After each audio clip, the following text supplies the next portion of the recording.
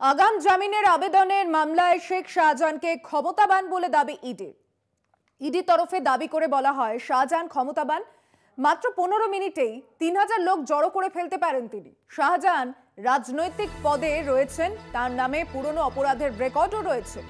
আগাম জামিন পেলেই শেখ শাহজাহান লন্ডনে চলে যেতে পারে। আদালতে সওয়াল ইডি।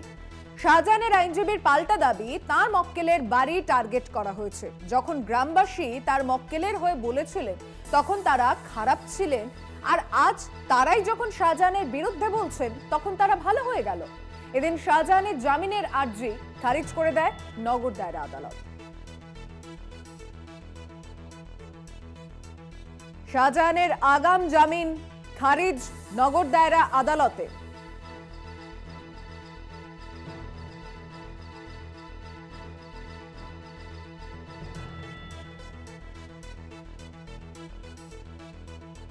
আমাদের সঙ্গে টেলিফোনে রয়েছেন তৃণমূল মুখপাত্র শান্তনু সেন। ইডি আগাম জামিনের যে জামিন খারিজের দাবি করেছে এবং যে বক্তব্য তারা পেশ করছে, আপনার প্রতিক্রিয়া কি তাতে? দেখুন, আমরা পুরো বিষয়টাই দেখেছি। একদম প্রথম দিন কিভাবে প্রশাসনকে না জানিয়ে ইডি গিয়ে সেখানে সাধারণ মানুষের উপর প্ররোচনামূলক আচরণ করে একটা অশান্তির বাতাবরণ তৈরি করেছে। এবং যে ইডির কথা বলছেন তাদের সামগ্রিকভাবে কনভিকশন রেট আমরা জানি। তারাও তো চাইলে অনেক কিছু করতে পারত। তারা একদিকে তো ইনকম্পিটেন্ট একটা অর্গানাইজেশন, তাদের কনভিকশন রেট 0.46%।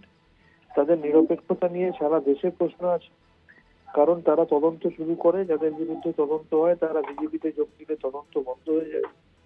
আবার অন্যদিকে বিজেপি নেতাদের বিরুদ্ধে অভিযোগ থাকলেও তারা তদন্ত করেন। আবার সারা দেশের বিভিন্ন ক্ষেত্রে ইডির অফিসারদের প্রকাশ্যে টাকা নিতে, ঘুষ চাইতে দেখা গেছে। সুতরাং সব মিলিয়ে এই ইনভেস্টিগেটিং এজেন্সি, তাদের কম্পিটেন্স, তাদের অনেস্টি, তাদের ইন্টিগ্রিটি, তাদের নিউট্রালিটি সবকিছু নিয়ে প্রশ্ন আছে। আজকে যদি মহামান্য আদালত পুলিশের ওপর ভরসা করতেন তাহলে নিশ্চিত করে আরো পুলিশ যথেষ্ট সহযোগিতা করে ইতিমধ্যে অনেকজনকে অ্যারেস্ট করেছে, হয়তো আরো ফ্রি হ্যান্ড নিয়ে পুলিশ কাজ করতে পারত।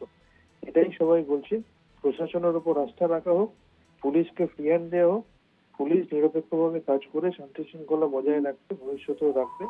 আর যারা বাইরে থেকে গিয়ে অশান্তি করতে চাইছে তাদেরকে রেস্ট্রেন করা হোক। ধন্যবাদ।